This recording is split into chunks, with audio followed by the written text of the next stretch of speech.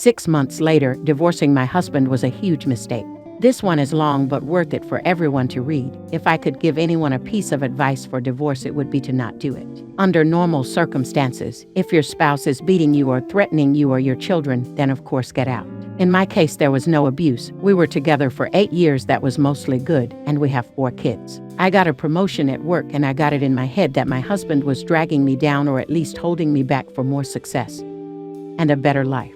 We never had a lot of money, but with my promotion, I was now making more than he was. I started working longer hours, and at the same time, his hours were cut, so he was at home more. I really began to resent him because he was home and because he got to spend time with our kids. Most nights, when I got home, they were already getting ready for bed, if not, already sleeping. After a few months of my new job, it was clear to me that things were not going well at home without me. There are some nights the dishes weren't done when I got home. The kids hadn't eaten or whatever else I could think of to be mad at him about.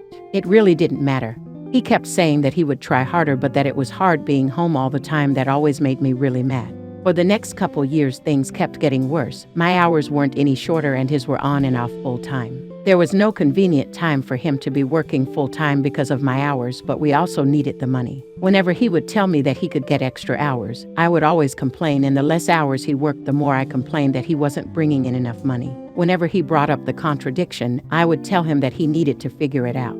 I knew that it would bother him, so I started saying that a lot and for everything that I could. I really started to resent him, and I pulled away from him. I knew that it was hurting him, but I didn't care. If he didn't want to be hurt, then he would at least try to make me happy. I used that same thing to justify when I started to talk to another guy at work. I thought he was just a friend, but talking at work turned into texting at home, and then pictures and videos, and then trying to sneak some alone time with him. I knew that it was wrong, but it made me feel so alive, and my husband had not made me feel like that in years. I was tired of being unhappy, and I was doing this for me. The worst was the night that I came home at a reasonable time and found that he had cleaned the whole house, cooked the whole family dinner, and picked out a movie for all of us to watch together. This would have made me swoon a couple years earlier, but that night I couldn't even look at him, and I pretended to be sick.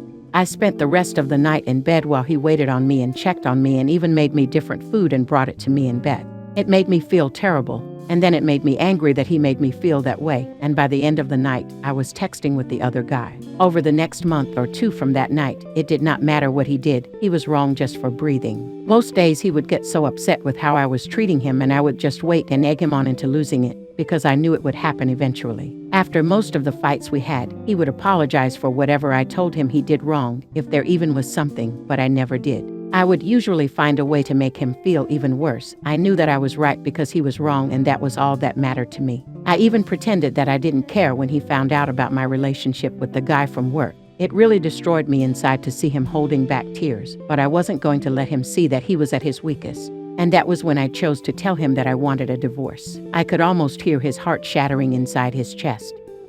He talked and fought and said that we could work through it together. I really wasn't interested in fixing our marriage, but I mostly ended things with the other guy, but only because I knew I could get it back if I wanted it. I could see that he was trying, and occasionally I would let him know, but for the most part I kept being a huge bitch to him for any and all reasons that I could think of.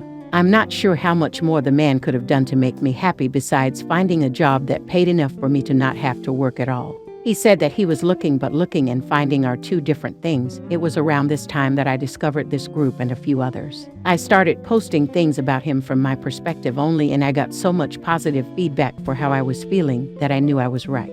The more I posted, the more validation I got. It wasn't just me who knew that my ex wasn't worth keeping around. I had the whole internet telling me how terrible he is. I started saying awful things to him and even outright ignoring him. I was so confident with mine and everyone else's opinion that I contacted a lawyer and within a couple weeks had filed for divorce. I continued to use this site and a couple others to validate my feelings and for encouragement to go through with it, and finally it was done. It went pretty smoothly. My ex-husband didn't ask for much besides to not get divorced and to try to work it all out. I didn't care about that though. He was broken, but I was free. I could do whatever I wanted without having to feel any guilt or answer to anybody. It was an amazing feeling of freedom. It didn't last long though. In the first month after he moved out, I missed garbage day 3 times. There was also rarely a single clean dish, and the laundry sat in piles so long that I had to start doing the sniff test to see if it could be worn again. I also never saw my kids more miserable. My oldest had seen some of the messages from the other guy months earlier, and she knew that my ex-husband still wanted to try to work it out.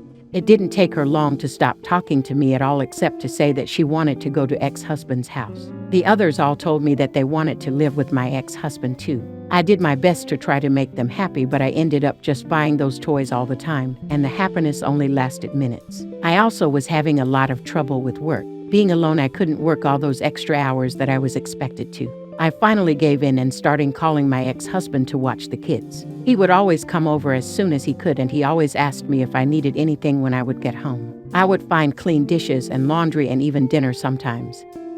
He would never say too much after I got home. He would just say to call him if I needed anything and leave. One night he took out the garbage and brought it to the curb because it was garbage night, and I forgot again. He always looked so sad when it was time to go. Finally, after a couple months, my friends convinced me to go out on a date. It was for dinner and a movie, and I was excited and hopeful, but at dinner, I started getting a feeling of overwhelming guilt. It got so bad that I ended up not even going to the movie. A weekend about a million tears later, I was on a therapist's couch. I told her everything that had happened, starting with the promotion that I got at work. She did not agree with me or with any of the encouragement to divorce that I got.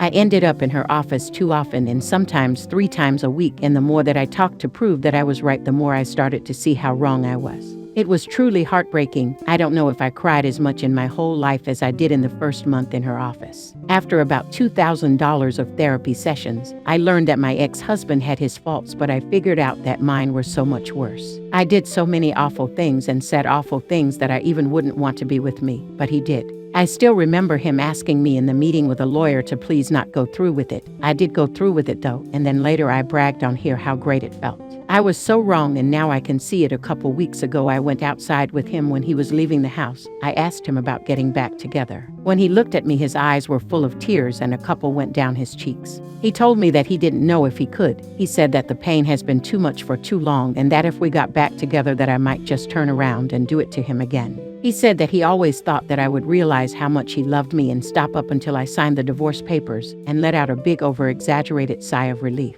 He said that it hurts him more than anything else, and that he doesn't know if he can ever trust me again. I don't blame him. I destroyed a man who, looking back, was a great husband. I deprived my kids of having a great father in the house with them, and I took his kids away from him. And me, the one who pushed for the divorce, expecting happiness and a life of freedom, spend all my free time sitting at home or sitting on a therapist's couch. Please don't just take the advice of anyone on this side or any other about getting a divorce. If your marriage is bad, look at yourself first and see if you can make changes. This is advice for men and women. Getting divorced is not fun. Being divorced is not fun. And seeing your husband broken and your children never happy because of your actions is the most painful experience that I can imagine. I wish all of you well and hope that you will give your marriages a second chance.